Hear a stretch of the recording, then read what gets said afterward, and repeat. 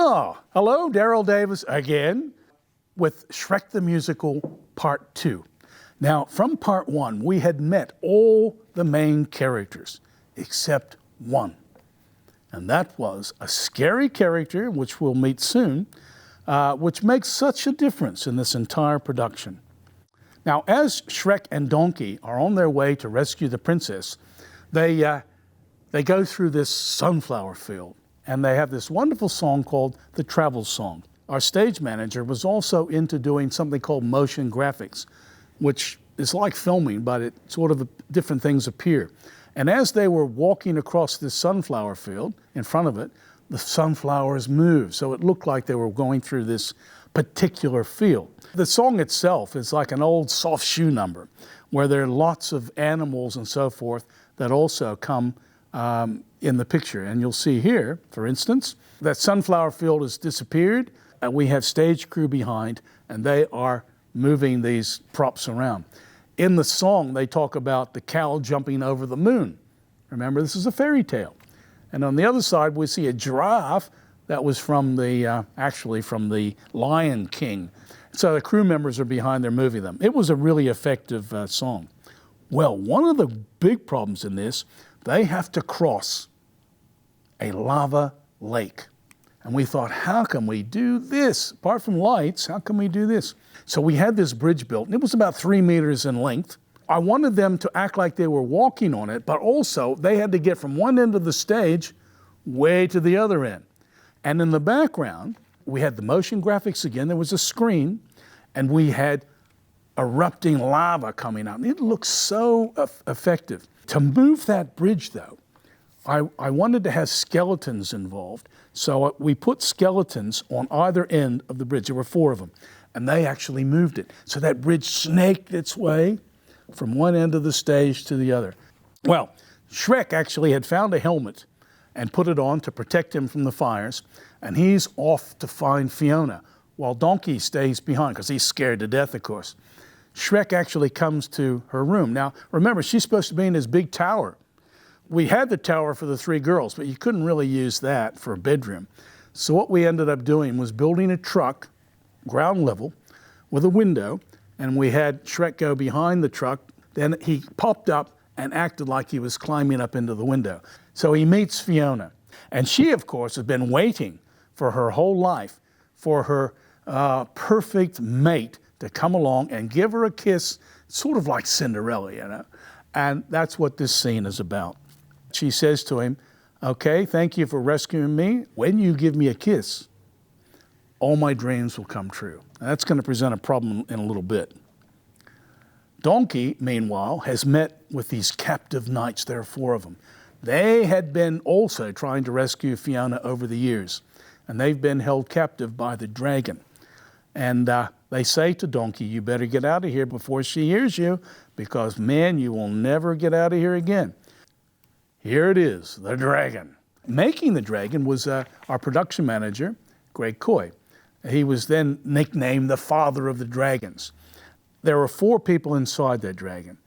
The one in the front, who actually played the role of the big bad wolf as well, he operated the mouth, had it go up and down, and later he will operate the fire. And we had behind him 3 other people. Now, they wore vests that had sort of broomsticks up them, and then this long canopy of material came behind, and that was the dragon. And the eyes of the dragon also were able to change colors. There you can see it starts with green color, and then when it gets mad, it turns to red. Gee, it looked good. The dragon itself has got a big song called Forever. We didn't want to put somebody inside that costume, so we had Bea Haslam, who's got the most magnificent voice. She played the voice, and she is there in the red hair, and she was absolutely fantastic. It was a showstopper every night. See, in this song, Forever, she falls in love with the donkey, and she says, I'm going to keep you here forever. Now, we introduced the 4 skeletons, and they did a skeletal dance, and it was a big number, really big production number. Now, Shrek is trying to rescue Fiona. He's managed to get away from the dragon for a minute, and he fights off the skeletons, gets rid of them. Now, the dragon comes back on, And Shrek is able to actually pull down this portcullis, big wrought iron fence. The dragon was behind it. And it was the first time that when the dragon opens its mouth, fire came out. Now this was, again, something that was worked on by Greg Coy, the father of dragons, and it was so effective. It looked like a fire-breathing dragon. You'll see that when I finish up with this story. We had to change that scene into another part of the stage, so I actually had the skeletons go up through the audience. Now they had the iridescent paint on, the bones, and you just see the bones go through the audience, the dark audience. It was very, very effective. Now, at the end of the battle, Shrek wins, and Fiona thinks, this is fantastic because my one true love has rescued me. She says, take off your helmet. When he takes his helmet off, she cannot believe it. Instead of being Prince Charming, he's an ogre. How can he be my one true love? She is very upset about all this. Well, they make a camp that night, and this is where the fun begins. At the camp that night, the sun goes down, and Princess Fiona changes into an ogress. You see, by day, she's the beautiful Princess Fiona, but by night, she's an ogress. And that's the whole idea. If she kisses her one true love, she will remain beautiful, or so she thinks. To finish off, basically, Act 1, we have a very powerful song called Who I'd Be. And it's Shrek saying, you know, I've always been shunned because I've been ugly and people won't accept me. And Donkey says, what would you be if you couldn't be what you are? And he makes up this story about things that he could be to be a hero. I could be a hero. I love that song. It was just fantastic. So when Act 2 begins, the next morning, we have Princess Fiona singing the morning song. It's a beautiful song. It's a really lively song. And she ends up having a duet almost with a bird. You can see the bird there.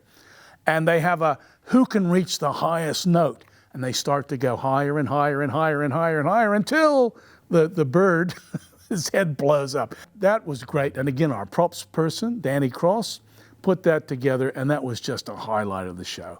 Well, one of the highlights. It was really wonderful. We also have her singing to various animals.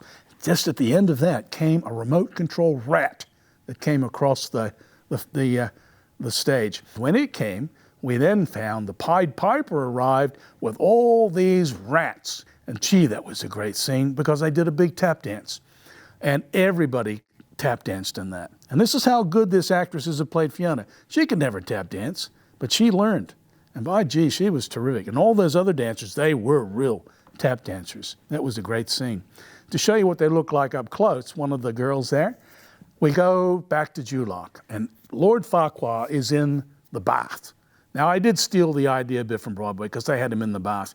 In the script, he's supposed to be at a gymnasium, I think, but we put him in a bath, which was fun to make, and you'll see here even a better picture of what that bath looked like.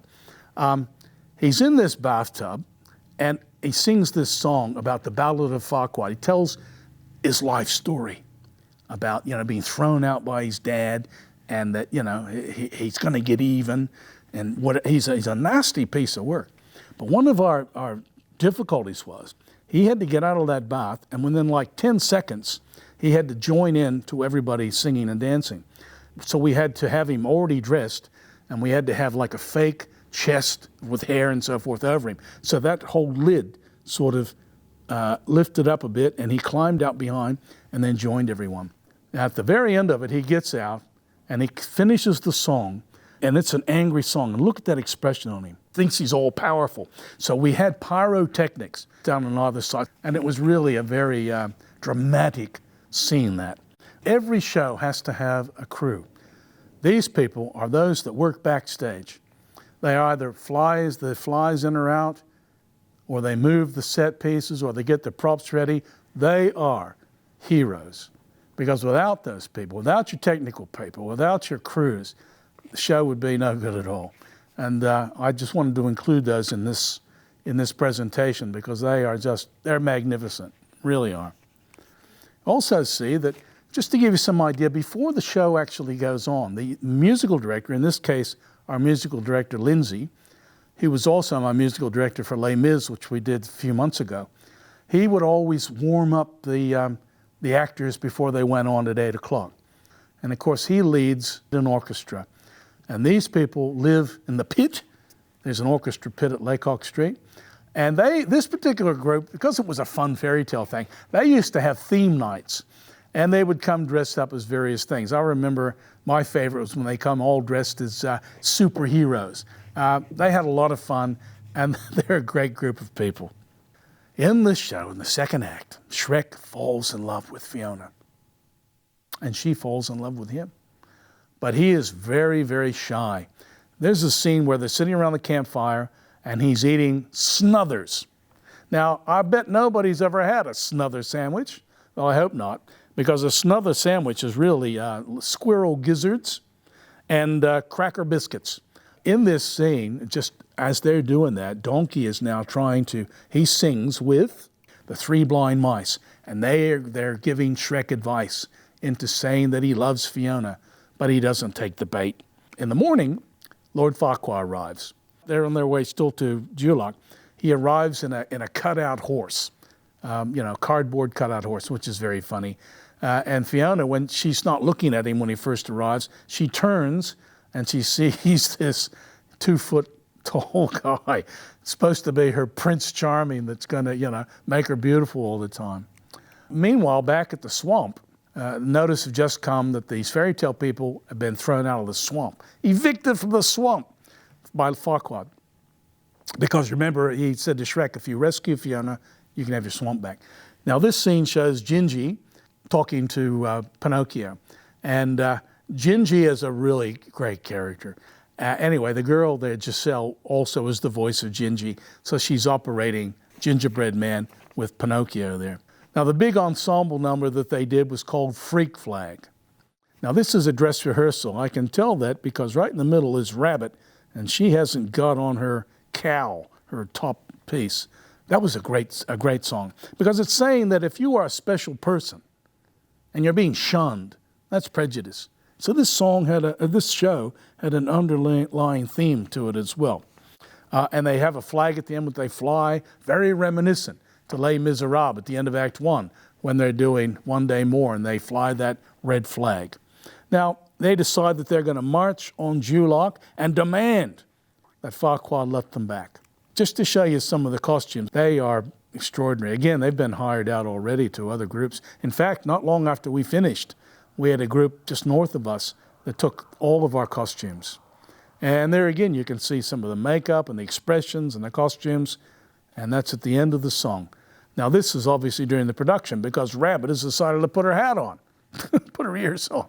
Fiona is now getting married to Farquaad, and Shrek turns up and professes his love.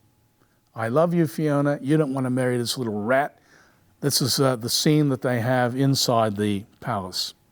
Well, the fairy tale people arrive, and they say to Farquaad, we demand to come back. That's the fairy tale people arriving back. Now, Farquaad says, I'm going to be king anyway. He's going to grab a crown, and behind him, little does he know, is the dragon. And just as he puts that crown on and says, I am the king, the dragon, shoom, real fire comes out. And of course, the audience sees this fire. Farquaad slips down behind the desk, and it looks like he got fried, because what we did, when he slipped down, we put a burnt crown on top of that table. Unfortunately for Fiona, she kisses Shrek, and that's what happens. She stays an ogress. She doesn't become beautiful Fiona again. But of course, everybody says you're really beautiful anyway, and she's used to it, and it's a very happy ending. And the cast finish with a song called I'm a Believer. That's the old monkey song for those that are old like me. That was a really popular song, I'm a Believer. At the end of every matinee, the main characters would go out into the foyer of the theater, and they would see the children and sign autographs or whatever. Kids would be there lined up ready to see them, this little roped off area, and that was just marvelous. We didn't do it at night, but we did it for kids at the show. And the last big picture of everybody is the full cast. And just look at those costumes. They're just Absolutely magnificent. Now this really ends this delightful musical. We had a terrific audience response. We did it for 4 weeks, and we did very, very well. Even though a lot of people at first thought Shrek is just for kids. No, it wasn't. It's for the whole family. And people that came really enjoyed it. I know we enjoyed putting it on. Now, I want to sincerely thank the technical staff of Laycock Street Community Theater under the direction of Supervisor Dean Harrington, and certainly Damian Rice, who's done a lot of the filming, for their work in putting these episodes together. And, of course, thank Chris King, the theater manager. This is the final episode that I'll be bringing you with the history of the Gosford Musical Society. It's been great to be able to get our story out there, and I hope that many people have learned something about our 73-year-old society. So it's Darryl Davis saying adieu, farewell, and thank you very much, and I hope you enjoyed the series.